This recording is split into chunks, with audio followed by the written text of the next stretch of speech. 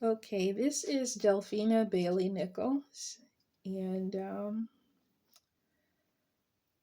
I want to talk about uh, a few of the events leading up to Passover of this year when I heard a deep male voice say, "They have hunted others, so it is a year of hunting." Okay, and I'm going to talk about some of the events leading up to that I experienced with people of non color. And I'm also going to talk about um, some events related to that with my own family and my own race. Okay, so now I'm going to get started. I spent 6 of the last 7 years in recurring cycles of homelessness. I did manage to find two very brief jobs that both refused to file my doctor's note from an orthopedic specialist about pelvic instability. In both cases, I was surrounded by problems to make it look like my fault, and I was fired fast. I never kept either of those jobs for any more than maybe 6 to 8 weeks. Because again, with pelvic instability, over time, things kind of start to go downhill a bit. At one point, I even spent 2 years barely sleeping outdoors, in pain, begging for adult diapers from churches, and peeing on myself because of workplace injuries from a job. Now, the same Democrats and Republicans who allowed my coworkers to steal my wallet without investigation or consequences are doubling down on their message that most homeless people are mentally ill and a danger to society. They are doubling down on their message that everyone who receives government assistance is a thief and a socialist and a lazy parasite. They subjected me to, in addition to refusing to investigate my coworkers, re, you know, stealing my wallet after I went out on temporary disability leave. Uh, Democrats and Republicans also subjected me to forced sleep deprivation, gang stalking, verbal abuse, fraud, slander, and social ostracism almost constantly, because that helps to recruit others who vastly outnumber my people in this country. It recruits them into the narrative that most homeless people are only mentally ill and a danger to society. And as if that wasn't enough, I had a dream during my years of homelessness in which a woman with long hair who was wearing a turquoise blouse stood on the porch of my childhood home in Virginia Beach, Virginia, which is a suburb and a tourist town. She looked a lot like me, but just a little older. And she stood on the porch of my childhood home in the sunshine in this dream. She was telling me that something came out of my neighbor's house, and that is the shadow that followed me in childhood and then started choking me in high school, with gradually escalating infrequent attacks later throughout my life. So I called my mother just out of curiosity. I wasn't angry and I didn't even know what was wrong. I just called my mother out of curiosity, trying to figure out what was going on. There was no anger, there was no yelling, no raising my voice, no. And when I called my mother to ask her about it, years later now in my 30s, calling my mother to ask her about it and to tell her about my dream of being told something came out of our neighbor's home and that's what's been attacking me all these years. My mom got really nervous and quickly hung up the phone. Even though there was no argument, I was just trying to figure out what all of that meant. And I never questioned my mother about it ever again. And then during Passover of this year, when I was doing a Jewish ceremony that I found on Israel 365 or some other site, I don't know. That's when I heard a deep voice talking to me one morning saying, because they have hunted others, now it is a year of hunting. And then after the spirit said that, and I'm not sure if he was the Hebrew God or an angel or a demon, I don't know what. All I know is that I just heard a deep voice during my days of Passover rituals. And I thought about it and I thought, okay, well, who is they? Who is he talking about? And so then I started trying to make logical guesses based on what I knew. And turns out all of my guesses that day were wrong. I didn't know who he was talking about. So the very next morning after that spirit with a deep male voice said, because they have hunted others, now it is a year of hunting.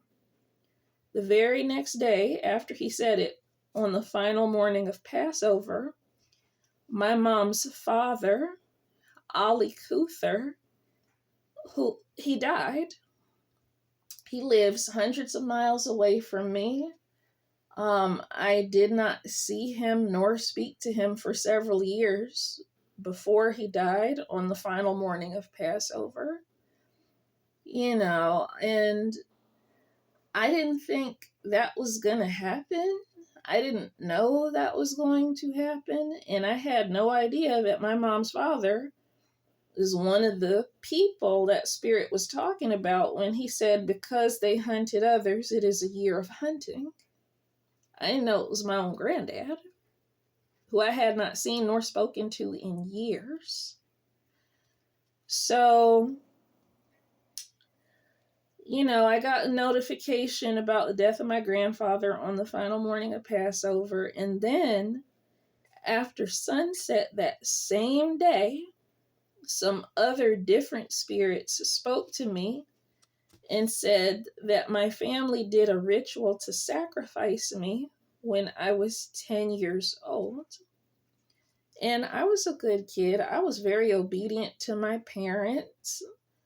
I was very respectful. I did not have anger management issues. I was an overachiever. I played sports. I had a good work ethic. And I really loved my family. And I always kept female friends who were just like me. And even after my mom and my stepdad divorced when I was 11 years old, still, I really supported my mom. And I did everything I could trying to help her to do well on her own. I washed laundry. I cooked meals. I did my best to try to take care of my brothers, even though my approach to it was juvenile and inexperienced and maybe a little too mean because I didn't know what I was doing. I still tried to do my best to maintain order and pick up the slack after my stepdad left because I loved my family. And as soon as I turned 15, I started getting jobs outside of my advanced college level classes. I did that because I loved my family and I thought, okay, well, maybe I can make some money, try to take some strain off my mother, help with my two younger brothers.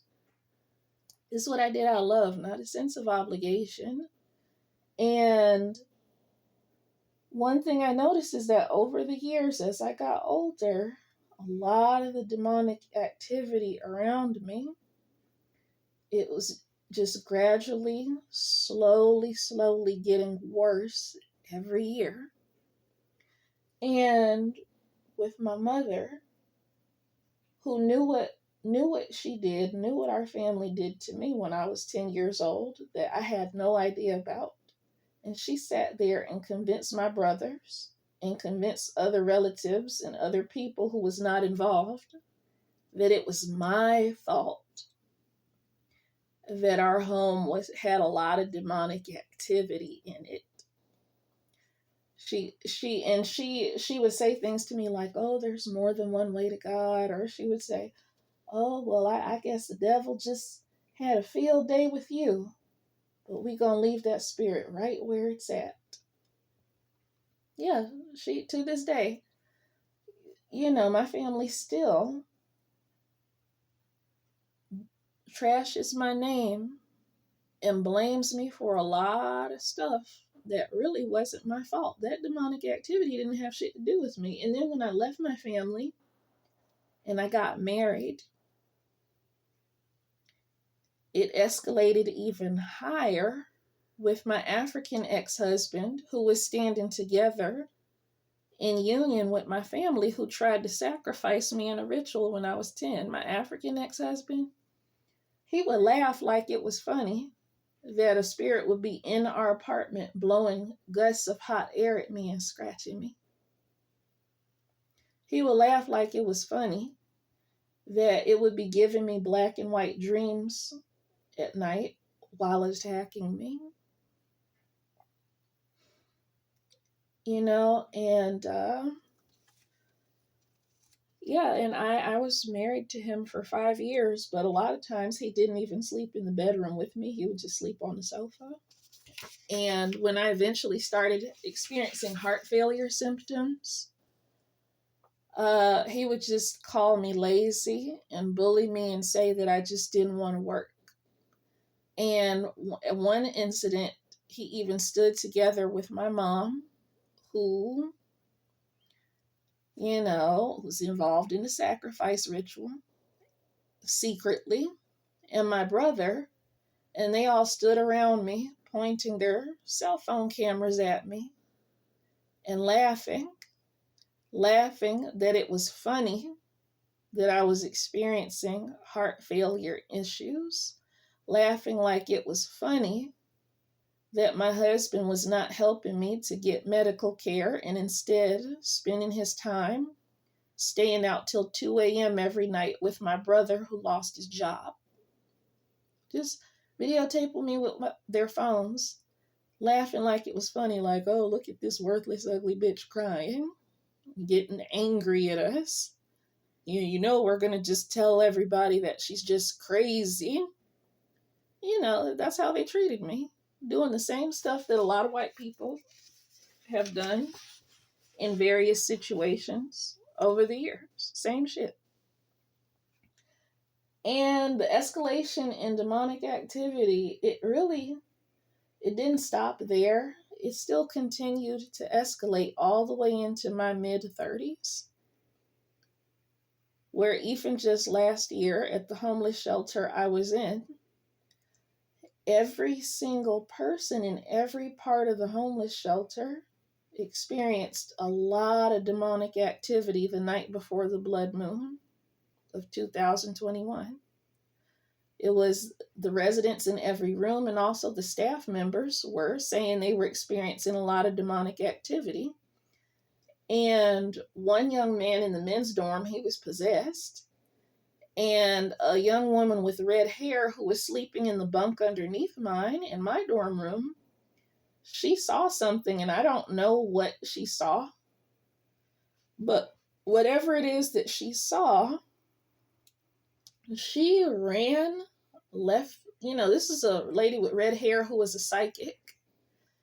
And whatever it is that she saw, she ran, she left the homeless shelter, got in her car, left, never came back. She didn't take any of her clothing with her. She didn't take her cell phone charger with her. She didn't bring anything. Her clothing and cell phone charger just sat there for several weeks. And right before I moved out to move into my own apartment, I went ahead and gave her belongings to the office in the hope that maybe she might eventually come back for them. And so I don't know what she saw, but this psychic lady with red hair, she just got the hell out of Dodge. Nobody else ran like that. It was only her, and she has the ability to see spirits. And, and after I moved out of the homeless shelter, the gradual escalation in demonic activity that has been escalating for years, it didn't stop there. Something would wait till I'd fall asleep and then leave cuts on my fingers while I was sleeping, and would be, engaging in other certain activities while I was sleeping as well. And a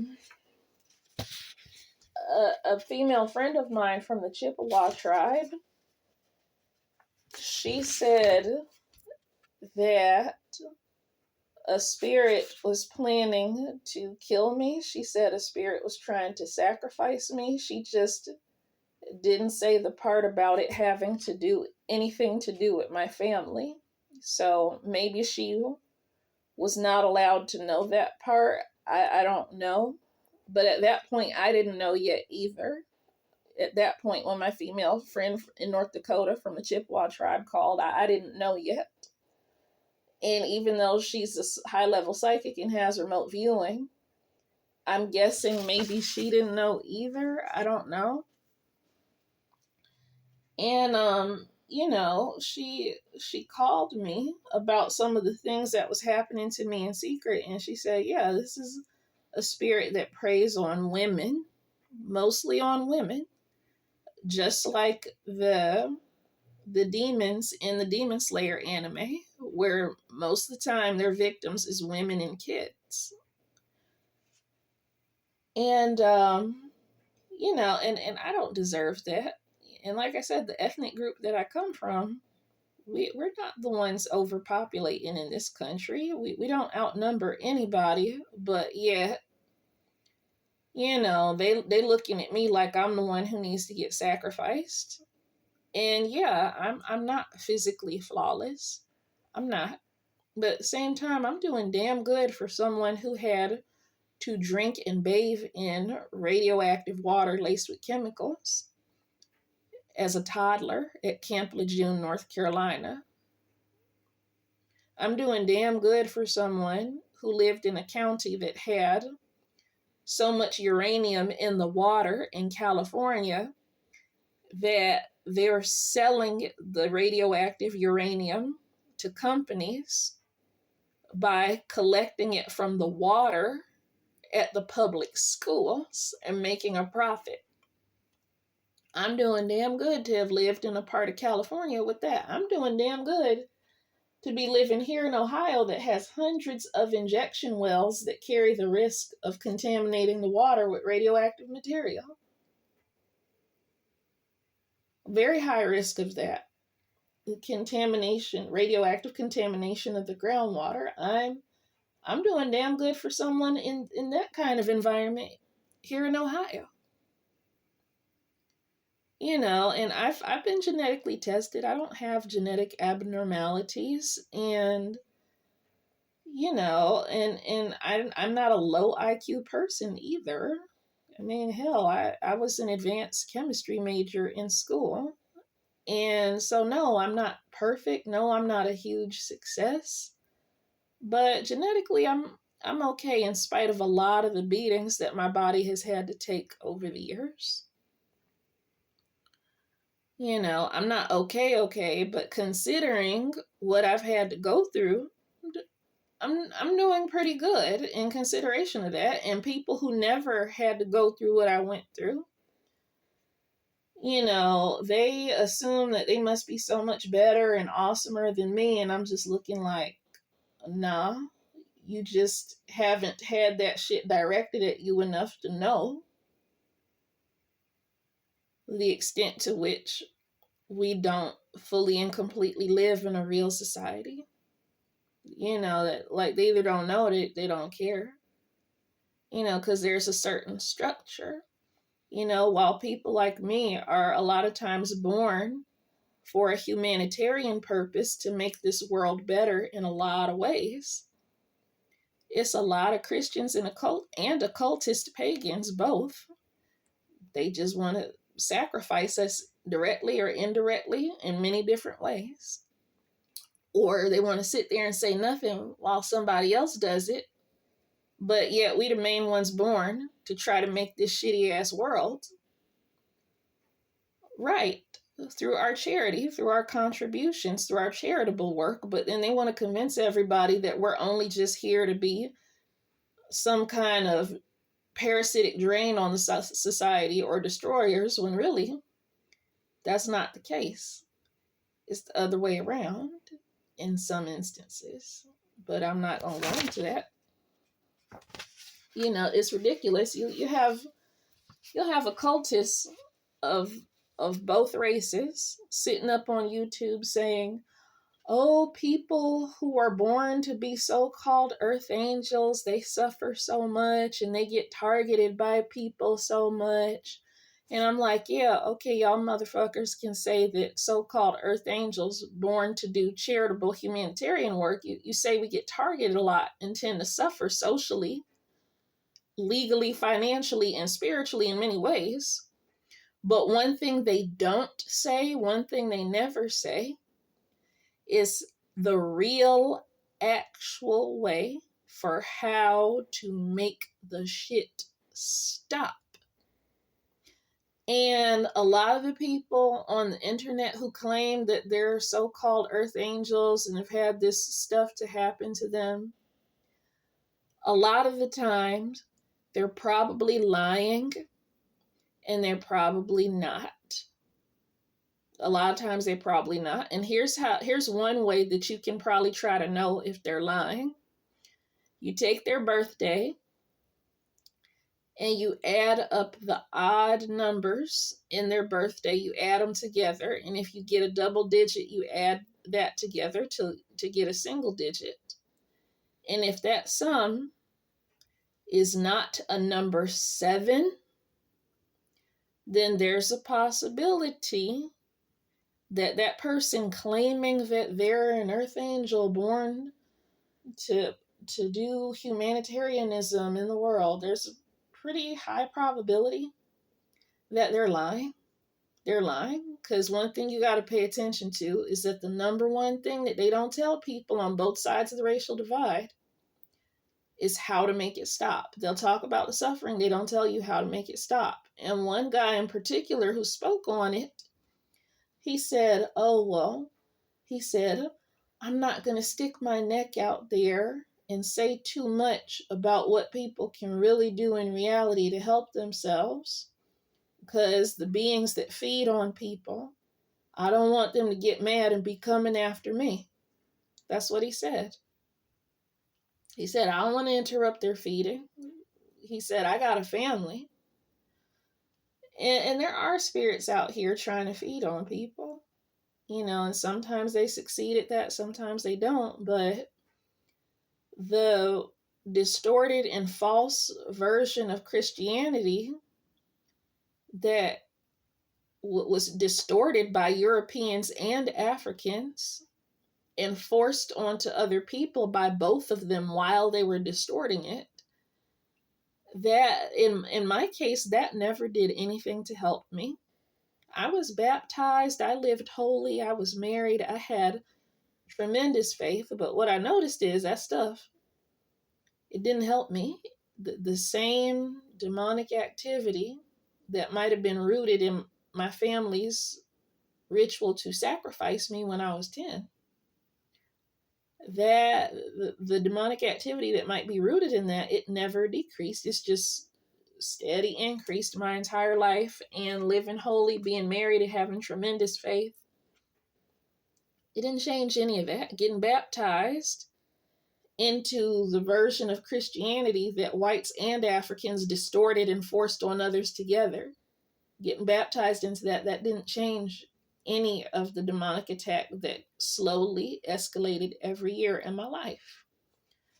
And I've spent years researching the Bible, researching Judaism, researching alchemy, metaphysics, and world religions, trying to get a firm grasp on what might be wrong in reality, what the real roots of problems might be in reality. And I'm not saying that all of the spirits and people behind this secret covert population control thing are evil or unnecessary. I'm not saying that. I'm not saying that I have a right to determine if someone's life has a value of 0. I'm not saying that. Because there's, most of the people in America are white, and they used to force some white women to birth up to 30 children each, to overpopulate intentionally and take over and create all the mass graves full of Native children. This is what they did. And so when my people talk about whites vanishing and whites being the minority, I just shake my head, because they're outnumbered. And right now, while the Mississippi River is running damn near bone dry, people of my race are pointing a huge target on their backs by getting online saying, "Oh yeah, we're more numerous and whites are going to disappear." And it's not true. It's not true. They getting online, basically trying to make other races of people look justified in genociding their asses after things collapse worse. That's what they're doing. But because a lot of my people are not educated and don't want to be told anything, they're not going to realize that they've justified their own genocide and helped to brainwash everyone into thinking that their genocide is okay. They haven't realized that they've done that yet.